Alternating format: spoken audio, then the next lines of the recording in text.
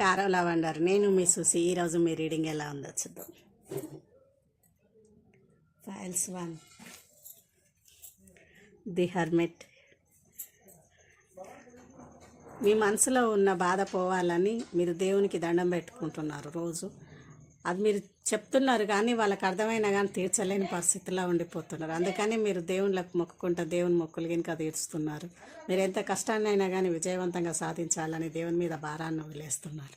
మీరు చేసే పని చేస్తున్నారు, దేవుని మీద భారాన్ని వదులుతున్నారు. నాకు ఎప్పుడు పోతే ఈ బాధల కష్టాలు, నేను ఒక్కదాన్నే ఉంటున్నా, ఒక్కదాని రెక్కల మీదనే చేస్తున్నాను, ఒక్కదాన్నే ఉంటున్నాను అని మీరు చాలా బాధపడుతున్నారు. దానివల్ల మీరు దేవునికి దండం పెట్టుకోవడం వల్ల మీ కలలగినక దేవుడు అంటే ఇట్లా పాము లెక్క ఇట్లా రావడం, మీ నీడ మీకు అవపడడం, మీరే బెదురుకునేలా కళలు వాడడం, ఇవన్నీ మీకు వస్తుంటాయి. దాన్ని చూసి మీరు భయపడుతున్నారు. ఏమైంది, నాకు ఏం జరుగుతున్నది అసలు, ఇవన్నీ నాకెందుకు అవుపిస్తున్నాయి, నాకేమన్నా అయిందా అని అనుకుంటున్నారు. కానీ మీకేం కాలేదండి. మీరు ఓకే ఒకటికి 10 సార్లు అవన్నీ అనుకోవడం వల్ల మీకు కళలలో అట్లా వస్తున్నాయి. Files 2, temperance. ఈ కొద్దిసేపట్లో మంచిగా ఉంటారు, కొద్దిసేపు ఏమో మళ్ళీ ఆలోచించుకుంటున్నారు. అంటే మీ ఆలోచన విధానం కరెక్ట్గా ఉంటలేదని మీకు అర్థమవుతుంది. మీరు పని చేసేటప్పుడు మీరు బాగా పని భారాన్ని మీద వేసుకుంటున్నారు.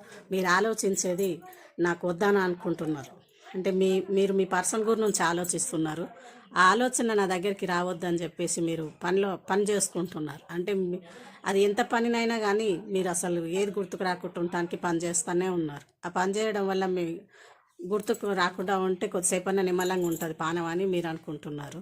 కానీ మీరు ఎన్ని రోజులని ఇట్లా పని మీద వేసుకొని మర్చిపోయి పని చేసుకుంటూ ఉంటే మీ పర్సన్తో మీరు ఉంటారా? పోనీ మీకు ఆలోచించే విధానమన్నా మీకు రాణిస్తలేరు కదా. మరి ఆలోచించలేనప్పుడు పర్సన్ అని ఎందుకు అంటున్నారు?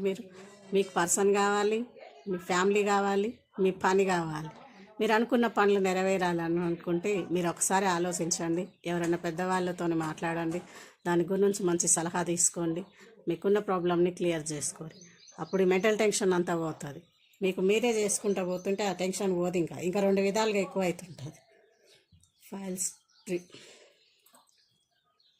The magician. మీరు ఏ పని చేయాలనుకుంటున్న ఆ పని 2 సార్లు 3 సార్లు కాకుండా అది వెనకకే వాడిపోతుంటుంది.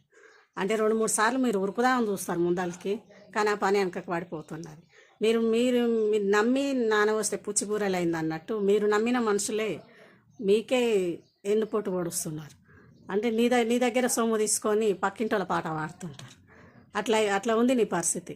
దాన్ని ఏం చేయాలని మీరు ఆలోచిస్తున్నారు బాగా. దాని గురించి ఎంత ఆలోచించినా కానీ మీకు అంటే దారి దొరుకుతలేదు. ఆ దారి పోకపోవడం వల్ల మీరు వెయిట్ చేస్తున్నారు పని గురించి. ఎంత లేట్ అయినా పర్వాలేదు కానీ, నిదానమైనా పర్వాలేదు కానీ పని చేయించుకొని తీరాలి అని మీరు పట్టుదలతో ఉన్నారు మీ మనసులో. అందువల్లనే మీరు వెయిట్ చేస్తున్నారు. దీని గురించి ఎక్కువగా ఏం చెప్పాలనుకుంటలేరు ఎవరికి చెప్పినా కానీ నీ చేతులతో నువ్వు చేసుకున్నది కదా, నువ్వే అనుభవించు అన్నట్టు ఉన్నది నీ పరిస్థితి.